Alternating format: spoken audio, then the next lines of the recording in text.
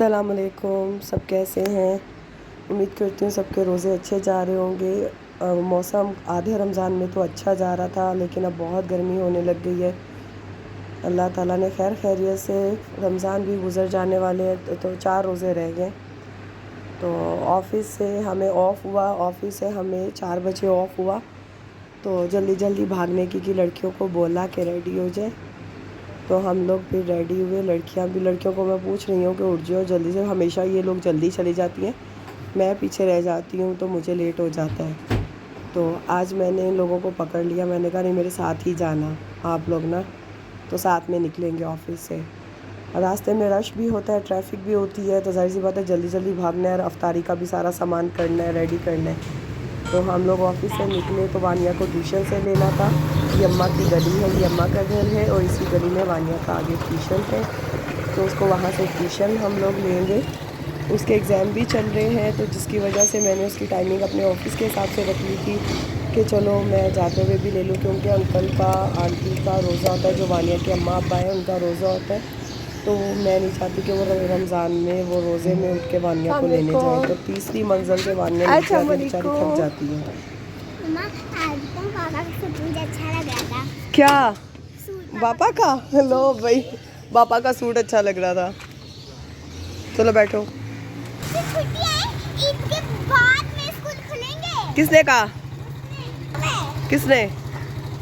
वानिया को आज अपने पापा का सूट अच्छा लगा, क्योंकि जावेद शलवार कमीज़ नहीं पहनते, तो रमज़ान में पहन लेते हैं जुम्मे के जुम्मे, या फिर वैसे आगे पीछे जुम्मा हो तो जुम्मे को नमाज़ के लिए जाते हैं तो फिर शलवार कमीज़ पहन लेते हैं। तो वानिया को अपने पापा कभी कभी शलवार कमीज़ में अच्छे लगते हैं। वैसे तो अच्छे हैं, लेकिन शलवार कमीज़ में ज़्यादा। आते ही वानिया का हमने लंच बॉक्स, मैंने देखा, बैग चेक किया, और ये अक्सर इसकी आदत होती है कि ये छोड़ देती है, वहाँ खा के नहीं आती। इसे अब ज़बरदस्ती बोल रही हूँ कि ये जल्दी से इसको फ़िनिश कर ले, खा ले। खाने के अब ये नखरे करती है बहुत। बच्चे तो आजकल के इतने नखरे करते हैं, और अफ्तारी भी बनानी है तो उसके लिए भी इतना टाइम नहीं है। तो किचन में काफ़ी सारा सामान फैला हुआ था। पहले बर्तन धोए, साथ में मैंने सालन चढ़ा दिए, चिकन चढ़ा दिया, जो जो मतलब करना था ना वो पहले कर लिया। जब बेटियां कवारी होती हैं ना, मतलब जब शादी नहीं हुई होती, तो माँ बाप उनके सब नखरे उठाते हैं। ज़रा सा भी कुछ हो जाए तो सारा कुछ, अम्मी आती थी, हम लोग आते थे स्कूल से या कहीं ऑफिस से या कहीं से भी, तो आगे आके खाना मिला होता था। लेकिन अब शादी के बाद ज़िंदगी इतनी चेंज हो जाती है कि इंसान को ख़ुद सारे काम करने पड़ते, चाहे वो बीमार हो चाहे कुछ भी हो।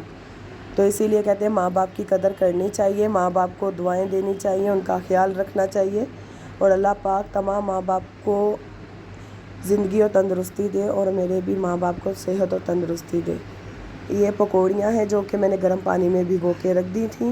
मैंने कहा तो कि थोड़ी देर रख दूँ, क्योंकि इतना टाइम होता नहीं है, तो सब चीज़ें रेडी करनी होती है, तो इसलिए गर्म पानी में भिगो के मैं रख देती हूँ। उसके बाद समोसों का सामान बनाना था, तो चिकन बॉयल के लिए रखा हुआ था। समोसा पट्टी लेने गई मार्केट में, तो समोसा पट्टी तो मिली नहीं, रोल पट्टी मिल गई। तो मैंने कहा चलो रोल पट्टी ले लेती हूँ, घर जाके उसको मतलब हिस्से कर लूँगी।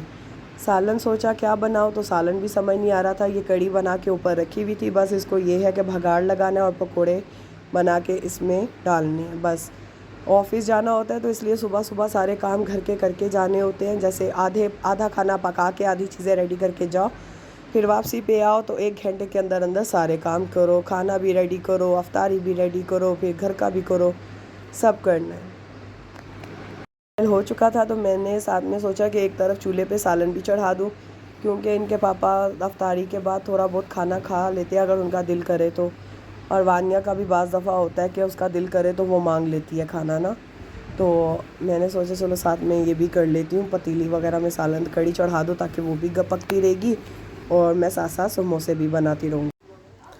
अब मैंने क्या किया है, मैंने क्या सोचा कि चलो इसमें से देखती हूँ कि कितनी पट्टियाँ बनती हैं समोसे के हिसाब से।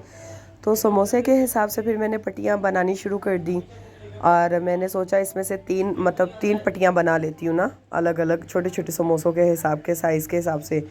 तो ये 3 साइज़ की एक पट्टी में से आधा आधा किलो की 2 पट्टियों के पैकेट थे, तो इसमें से मैंने एक को काट के ये अलग अलग मैंने कर दिया, ताकि छोटे छोटे समोसे बने। ज़्यादा बड़े बनेंगे तो आपको पता है फिर फ़ायदा कोई नहीं है, वो बाज़ार वालों जैसा लग जाएगा, और फिर इसमें मटेरियल भी ज़्यादा भरना पड़ेगा वो अलग से।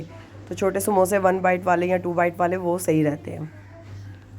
पट्टियाँ मैंने काट दी। अब इसके मिक्सचर बनाना था। चिकन बॉयल हो चुका हुआ था, अब बाकी चीज़ें भी बनानी हैं। पट्टियाँ कट चुकी हैं तो मैंने जो शिमला मिर्च और गाजरें बारीक काट के फ्रीज़ कर दी थी। और रमज़ान से पहले ही मैंने ये चीज़ें आधी बना के रख ली थी कि भाई ऑफिस से आना है, थके हुए तो टाइम होगा नहीं, तो इसलिए हम जल्दी से ये काम कर लें। तो ये बहुत ही ज़बरदस्त मज़े के ये चिकन के वेजिटेबल जो है ना, समझ लो आप इसको एक नाम दे सकते हो, पास्ता समोसा। मैंने तो पास्ता बनाया था और उसका समोसा बना दिया, और एक अलग ही डिश है, बहुत ही मज़ेदार है। बच्चे भी बहुत शौक़ से खाएंगे, आप लोग घर पे ज़रूर ट्राई करना। मैंने थोड़ी सी बंद गोभी ली है, थोड़ी सी गाजरें ली हैं और थोड़ी सी शिमला मिर्च ली है। ठीक है, अब इसको हाथ की मदद से हम चॉप करेंगे। वैसे भी जूसर चला के क्या करना है, जितनी भी इलेक्ट्रॉनिक आप लोग चीज़ें लोगे अपनी आदत ख़ुद ख़राब करोगे। इलेक्ट्रॉनिक चीज़ें लेकर अपने लिए सहूलतें तो पैदा कर लेते हैं हम लोग, लेकिन बिजली पहले से इतनी महंगी हो चुकी हुई है तो बंदा क्या क्या यूज़ करे। तो हैंड चॉपर बिल्कुल सही रहता है, वर्जिश भी होती रहती है और आप लोगों का काम भी रहता है, आप लोग एक्टिव भी रहते हो। तो इसलिए हाथ की बनाई हुई जो चीज़ें हैं उसे ज़्यादा यूज़ करें ताकि एक्टिव रहें। ठीक है, इसे अच्छे से हमने बारीक बारीक चॉप करना है। चॉप करने के बाद इसको मैंने निकालना है प्लेट में, और उसके बाद हम इसको हल्का सा फ्राई करेंगे। ठीक है, लेकिन आपने इतना देख लेना, इतना मोटा मोटा नहीं हो। अगर ज़्यादा मोटा होगा ना तो वो अजीब सा समोसों में लगेगा। बिल्कुल बारीक सा कर लेना है इसको चॉपर में। अफ्तारी के टाइम पे चीज़ें उधर उधर रख के भूल जाती हूँ मैं, मुझे पता ही नहीं रहता मैंने कौन सी चीज़ कहाँ रखी थी। अब मुझे प्लेट नहीं मिल रही थी, देखा तो प्लेट मेरे सामने ही रखी हुई थी। तो मैंने सारे मिक्सचर को इस प्लेट में निकाल के रखना है। उसके बाद दूसरी चीज़ें भी देखनी है जो चूल्हे पे रखी हुई हैं ताकि जल ना जाए, ख़राब ना हो जाए। मैक्रोनी जो थी वो मैंने बॉईल करने के लिए रखी हुई थी कि वो पक जाए और साथ में सालन भी हो जाए। हल्की आंच पे रखा हुआ था। वानिया आवाज़ों पे आवाज़ें दे रही थी और मैं अंदर आवाज़ सुनने चली गई उसकी कि पता नहीं से क्या है। तो उसने नमाज़ पढ़नी थी, तो मैंने उसको कहा आप जाके नमाज़ पढ़ो पापा के साथ। मुझे कह रही नहीं आप भी साथ चलो, आप भी साथ चलो। तो मैंने कहा नहीं मैं नहीं साथ चलूँगी। ये सबसे पहले मैंने नमाज़ पढ़ ली थी, तो क्योंकि अफ्तारी बनानी होती है तो असर की नमाज़ पढ़ने के बाद ही मैंने अफ्तारी बनाना शुरू की थी।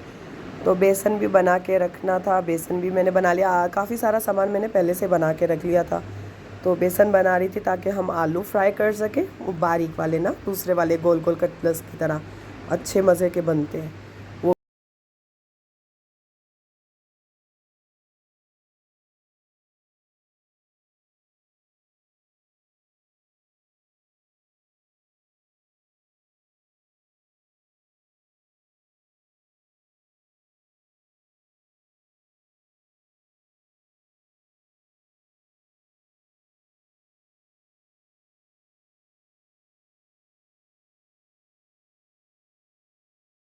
इसको हमने फोक की मदद से, कांटे की मदद से रेशा रेशा करने हैं, क्योंकि गरम गरम था तो गरम से तो हाथ जल जाएंगे, जाहिर सी बात है जब हाथ लगाओगे तो आप। तो इससे अच्छा था आप छुरी कांटे के साथ ही इसको चिकन को अलग अलग। जब ये बना रही थी तो फिर मुझे याद आया कि शरबत के लिए तुखमलंगा बनाना है। फिर तुखमलंगा बनाने के लिए फिर उसको ढूंढती रही मसालों में से कि कहाँ है। और ज़ाहिर तुखमलंगा आपको पता है कि शरबत में बनाओ तो ये है कि इसकी तासीर ठंडी होती है, ये ठंडा होता है जिगर के लिए। तो जावेद और वानिया बहुत शौक़ से शरबत में ये तुखमलंगा डाल के पीते हैं। मेरे लिए भी फ़ायदेमंद है लेकिन मुझसे नहीं पिया जाता। वो बचपन में अम्मी अब्बू कहते थे ना ये जुएँ हैं जुएँ, तो वो चीज़ मुझे अभी तक मेरे दिमाग में बैठी हुई है, इसलिए मैं ना तुखमलंगा शरबत में डाल के नहीं पीती। लेकिन वानिया और इसके पापा शौक़ से पीते हैं, तो अच्छा फ्लेवर आता है। सुना है कि इसका टेस्ट अच्छा है। और हमारा सालन भी अभी हो रहा है, अभी बर्फ़ अच्छे से इसकी मेल्ट नहीं हुई कड़ी की, अभी भी कड़ी में रहता है।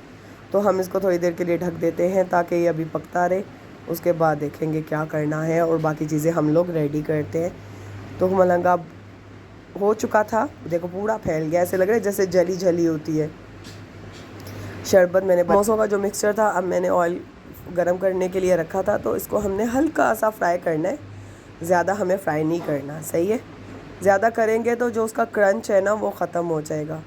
तो जो सब्ज़ियां हमने चॉप की हुई थी उसको हल्का सा 1 टेबल स्पून डाल के उसको अच्छे से हम लोग फ्राई करेंगे, भून लेंगे। मैं आपको उसका कलर दिखा देती हूँ कि कलर कैसा होगा। ये देखें, सिर्फ मैंने 1 चम्मच डाला है इसमें ऑयल का और इसको फ्राई किया है।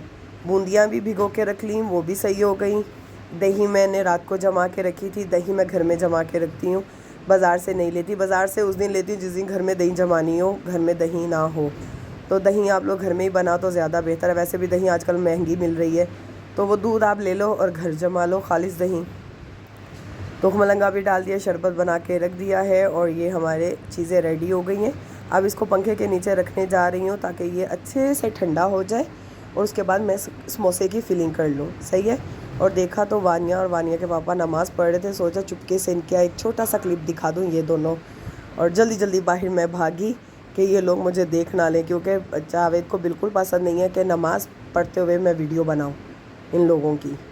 तो इसीलिए मैंने चुपके से ना थोड़ा सा दिखा दिया कि दोनों नमाज़ पढ़ रहे हैं।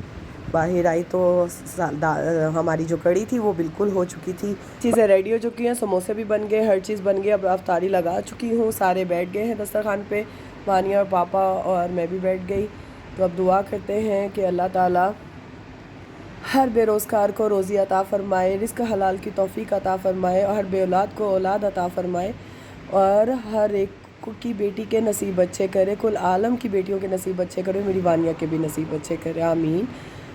अफ्तारी हो चुकी हमारी, तो अब मैं जल्दी से उठी हूँ, मेरी बहुत थकन हो रही थी, बहुत काम थे। तो वानिया के साथ अब वानिया को रेडी करना, उसे कपड़े चेंज करवाना, नहलाया, उसको गर्मी लग रही थी, तो बाज़ार भी जाना था। तो बाज़ार से आते ही इसने फिर सोना है, तो इसलिए पहले बाज़ार गए हम लोग गद्दे लेने के लिए, गद्दे बनवाने के लिए दिए हुए थे, तो वो हमें लेने थे वहाँ से। कुछ रुई मेरे पास घर में रखी हुई थी, मेरी सास जो है मेरी अम्मी, उन्होंने मुझे रज़ाई दी हुई थी, तो वो रज़ाई की ना रुई टूट गई थी, तो मैंने वो रुई दे दी। मैंने कहा मेरे अब वो रज़ाई काम नहीं आ रही, क्योंकि कराची में इतनी सर्दी होती नहीं है, तो इसलिए मैंने इतनी रज़ाइयाँ क्या करनी है। तो वो रज़ाई मैंने बनवा के मैंने गद्दे भी बनवा लिए। तो ये हम लोग गद्दे लेकर आ गए हैं घर पे। 3 गद्दे मैंने बनवाए हैं, 3 बाय 6 के एल शेप में ना। ये मैंने कपड़े ये इस तरीके सिलाई मशीन रखी हुई थी, कपड़े स्टिच कर रही थी। तो साथ में जो एक्स्ट्रा रुई थी वो मैंने जो घर के रफ़ गुलाफ हो जाते हैं ना, उनमें रुई भरवा ली थी मैंने, ताकि ऊपर इनके अच्छे से कोई कवर ला के इसको ना इनको लगा दूँगी, अच्छे लगेंगे। और जो पुराने घर पे रफ़ होते हैं उनमें रुई भरवा लेती होती हूँ। ये मशीन रखी हुई, अभी ये सारी सफाई करूँगी। डाइनिंग टेबल वानिया को सुला दिया था और रात के 1 बजे हमें भूख लग गई। हम लोगों ने थोड़ा थोड़ा सा खाना खाया। अफ्तारी इतनी हैवी हो जाती है कि उसके बाद खाना खाने का दिल नहीं चाहता, तो थोड़ा सा खाना खाया, फिर उसके बाद चाय पी। अगर आप लोगों को मेरी वीडियो अच्छी लगी हो तो प्लीज़ मेरे चैनल को लाइक करें और सब्सक्राइब करें और मुझे अपनी दुआओं में याद रखें। इजाज़त चाहती हूँ। अल्लाह हाफ़िज़। और मेरी बेटी के लिए भी दुआ किया करें। अल्लाह हाफ़िज़।